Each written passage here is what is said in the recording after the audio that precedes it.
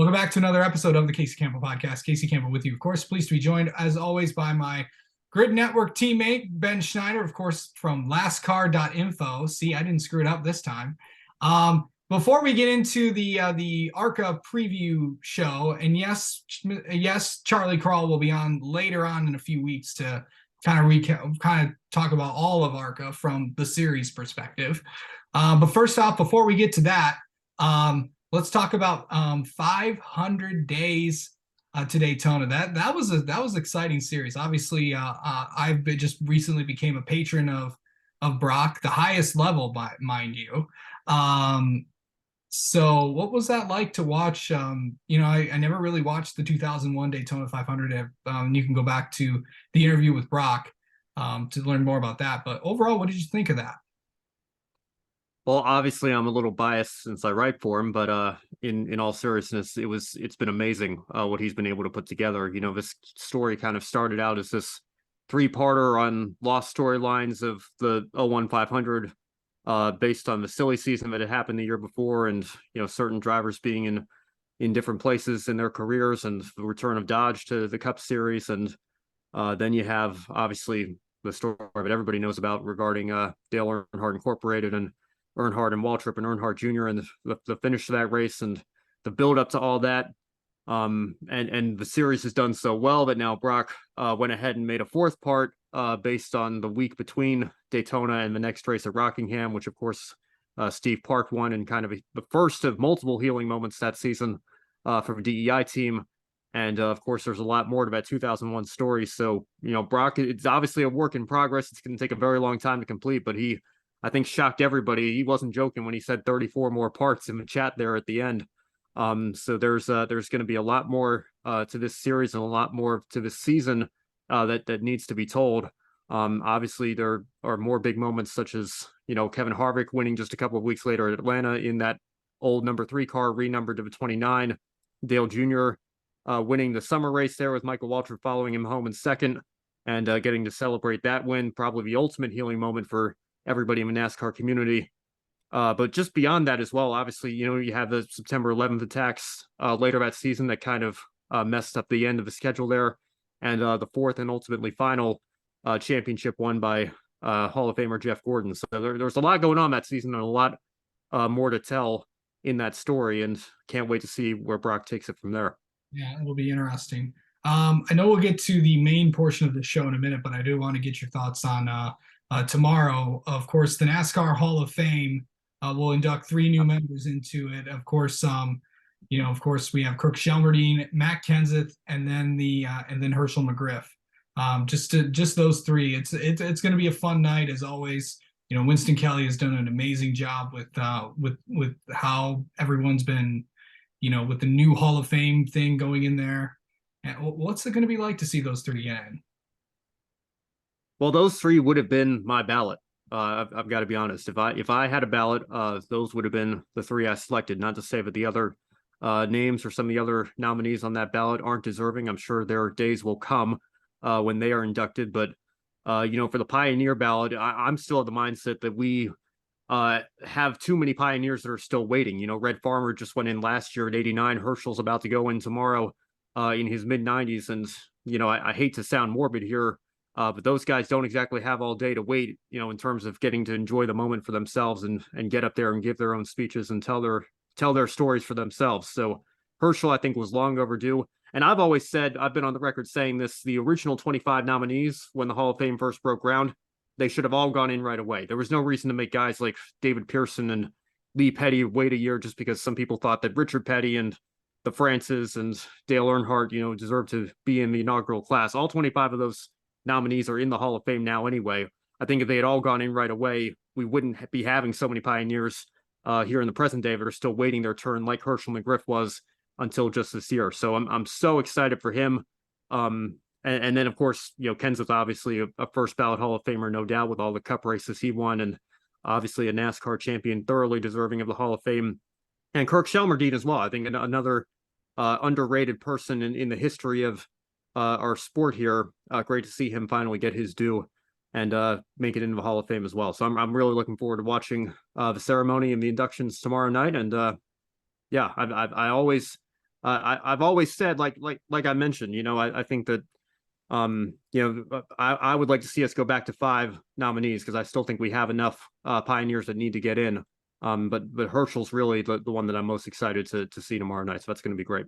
It'll be fun. All right, we've previewed the Cup Series, the Xfinity Series, and the Truck Series. Of course, ARCA is next. Obviously still trying to work on confirming stuff. We'll recap all that when Mr. Kral comes on here in a few weeks before he heads to New Smyrna. All right, but overall, we've had some pretty shocking announcements over the past few days about what ARCA could look like. Yeah, for sure. I don't even know where to begin. I don't know if you have anyone you want to bring up first here. Let's start with the big main ARCA as always. Obviously, we won't cover West because we really don't know a lot about that. Although Jacob Smith is signed to have 4 races, I know there's going to be some teams that are going to be running those races. And, BMR hasn't announced what their plans are, or really not a lot of teams really have. So we'll see on that. But talking about where the series is at, you got Jesse Love, Christian Rose, and then the biggest one probably, we've already discussed this one, but Frankie Muniz obviously will be running for Rhett Jones. He was at the test, so that was good. And then Greg Van Elst running full time again. Yeah, well, I mean, Frankie in particular, I kind of lost track. I think we talked about this, you and I, Casey. I know I've talked about this on Grid Tonight when the news first broke, but so great to see him finally get his opportunity. I know you and I were talking backstage before we started recording here. I don't know if I'd go as far as you did to call him maybe a championship contender here. I think Jesse Love is going to be very, very difficult to beat in that Venturini car. And obviously it's going to take Frankie some time to, get used to some of these tracks here. But I do think he could surprise a lot of people. I wouldn't put winning a race maybe later in the back half of the season past him. And his story of, where he was, kind of bring it back to the 500 days aspect. There is a scene in that third part of Brock's documentary where you can see Frankie in his M&M's jacket, signed by Ken Schrader, Sterling Marlin, and of course Dale Earnhardt, who were the 3 most prominently involved in the tragic accident, of course. But it's amazing how it's come full circle now. The Rhett Jones Racing Team, of course, used that chassis that Sterling drove when he was at Chip Ganassi Racing. It's been repurposed for an ARCA car.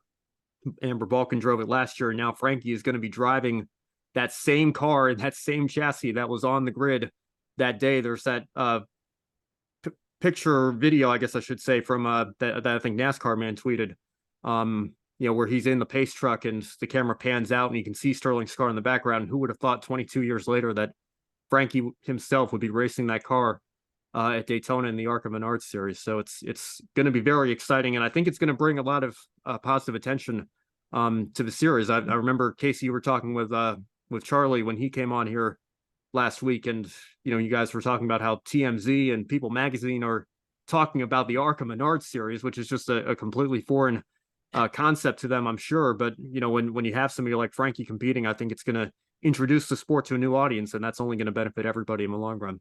And they talked about ARCA. I mean, they really didn't even talk about NASCAR in a way, but just that's just having them in the series is good. Let's talk about Jesse Love for a minute. Obviously, we knew that he was going to run full time. Got the chance to talk with him a few weeks ago. He's ready for this season. Ready to go full time. He's 18 years old. What are we going to expect from him this year? Well, I think I hinted at it. I'm expecting a championship. He's my pick, my way too early pick, I guess I should say. Of course, there's still plenty of things being announced. I think the Owners' Championship, and again, we talked about this a little bit earlier backstage as well, but I think the Owners' Championship is going to be a little bit more competitive. But at the moment, Jesse, to me, seems like he's the clear favorite with what he's got lined up, a full season in the ARCA Menards series. I think he's going to be very difficult to beat, and I think he's got a bright future ahead of him. He's already a 2-time West Series champion, and he's not even in his early 20s yet. So he's got a very bright future ahead of him, and that could include putting an ARCA championship as a teenager and having 3 ARCA championships before the time he turns 20 on his resume as well. But we'll just have to wait and see where it goes from there. Of course, he's a 2-time West champion as well. Right. Let's talk about Christian Rose for a second. Of course, AM Racing is back. Of course, the kind of the Austin Wayne Self's team, and then of course the former Wintron team of Kevin Sawinski or something. I think that's how you pronounce it. Of course, they've brought in Christian. Of course, he drove for the Cook Racing teams. By the way, congrats to Christian and his wife. Of course, his wife gave birth to their first child. River Rose is, of course, the name. Baby, mom, and baby are doing well, from what Christian told me a few days ago over text. But what are we going to expect from the 32 team this season? It's another team. It's like, what are we going to expect? Because they're going to have some. I think they could do well too. Yeah, it's kind of hard to base any sort of predictions off of, because this is going to be Christian's first full season in a car as competitive as this. So I think we're probably going to have to get a couple races in the schedule before we really start to have an idea of what we've got here. But again, I think there's a very good chance Christian could surprise some people and maybe get up there in contention for some top fives and maybe even some wins later in the year as well. So we'll just have to wait and see. Again, kind of hard to judge based on the limited racing that he has had with the Cook team last year, but great to see him get this opportunity for sure. Yeah. Also, I want to hit on a couple other things, and this kind of will relate to some of this. Rev Racing made some announcements as well. Andres Perez de Lara will be competing most of the ARCA Menard Series season, all races but one, because he's not old enough. So he won't be at Daytona. Someone else will be in that car. So that's another car running for the Owners Championship. Of course, he ran for David Gillen Racing last year, of course, which is now known as Tricon Garage. But what are we expecting from Andres in the series this year, driving for the championship defending team?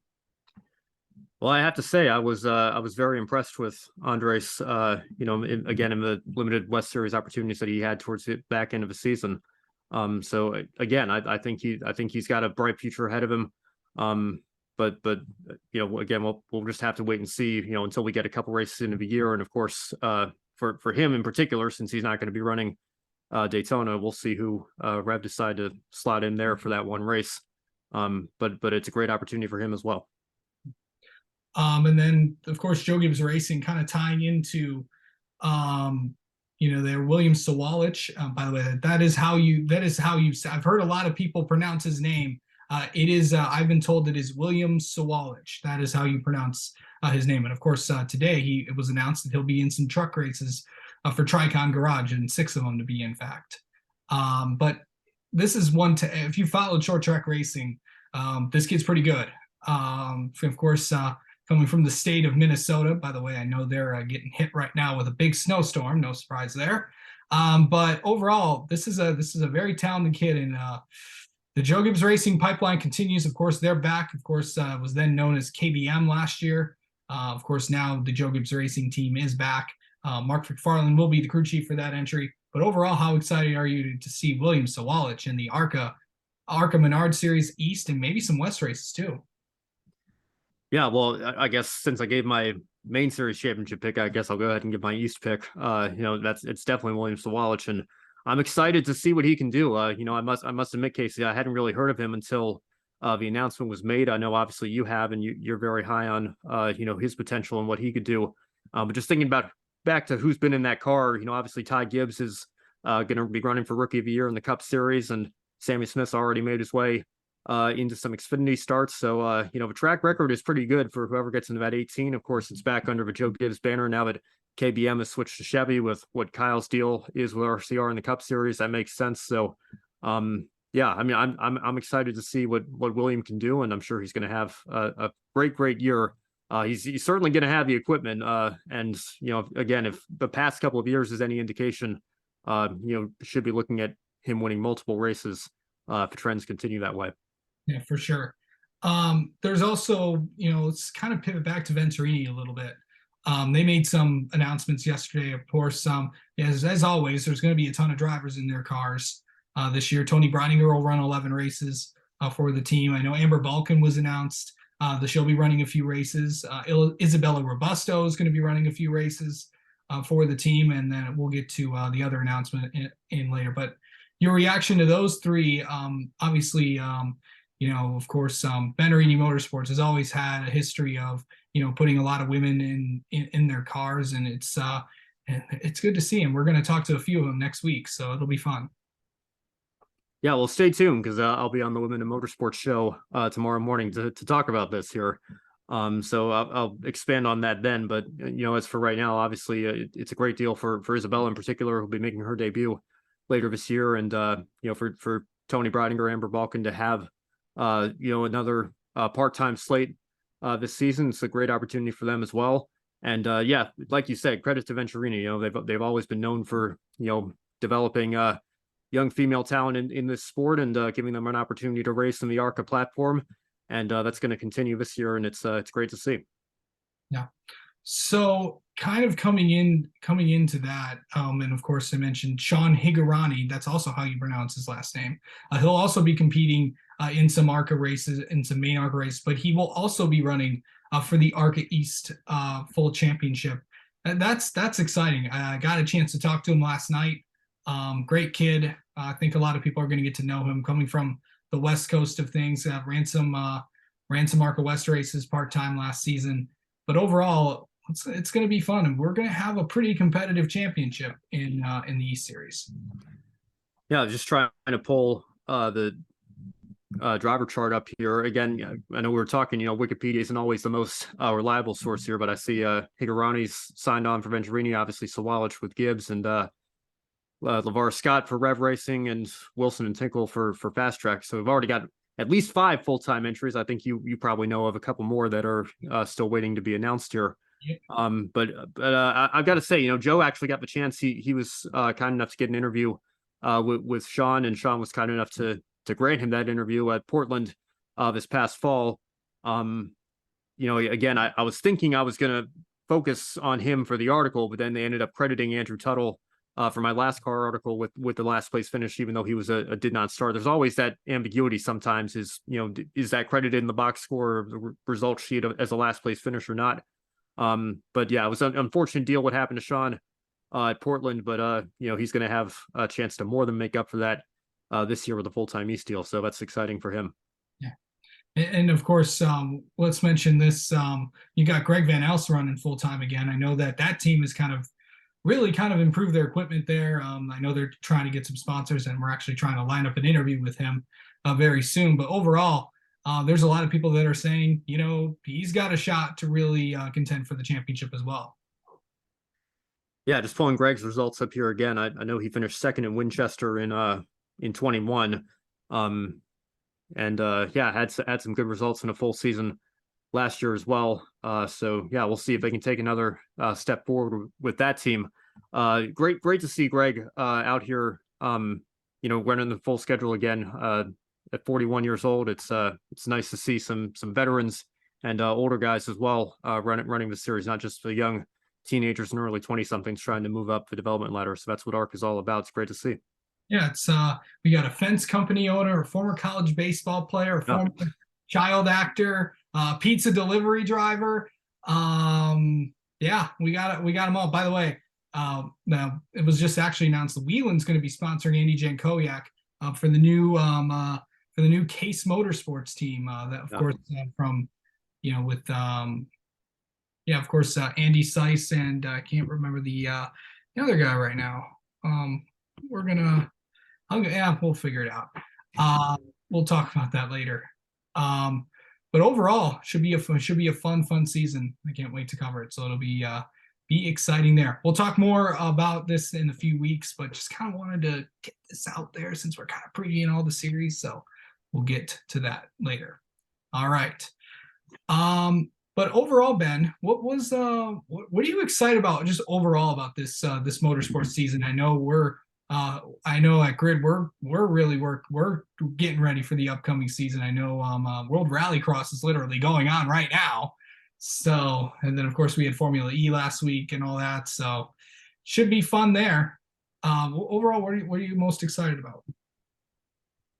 Man, you know how many series we cover at Grid? Like you got to tell me what am I most excited about out of all of it? Yes. Wow. I guess I'm going to go with, and again, I got to be careful how we talk on the air here, because we're being analysts and pundits here, we got to remain neutral. But I'd be lying if I said I'm not pulling for Logan Sargent to have some success this year with the Williams F1 team. You know, it's been a long time since we've had an American full-time Formula One driver. I know Alexander Rossi did his 5 races for Manor in 2015, but it's a great opportunity for Logan Sargent this year, and I hope he makes the most of it and goes out and at least scores some points. I think that Williams team is slowly starting to improve and get back to where they need to be. I'm not saying they're going to go compete with the big 3 teams anytime in the next year or two. I think that's going to be a longer process probably for that team. But I think Sargent can get up there and score some points and be the first American to do that since Michael Andretti in 1993 with McLaren. So that's what I'm most excited to see. I'm excited to see what Logan can do as America's Formula One driver, if you will. That's probably what I'm most excited for in 2023 here. Yeah. And by the way, the other teammate name, it's Class Motorsports, Kevin LaPierre and Andy Seiss. I just asked that so I can look that up and actually say I didn't want to leave you all hanging with that. But yeah, it should be a fun season. Of course, we got Rolex coming up next week, and then of course the LA Clash. You know, a little break for the Super Bowl, and then it gets going again with Daytona, of course, and then of course you know, IndyCar and F1 start later on in the next few months, and then we'll really be going. So it should be fun to watch. All right. We'll talk to you later, Ben, and thanks for coming on and talking with us, and we'll see you soon. Thank you, Casey. It's always a pleasure to talk to you.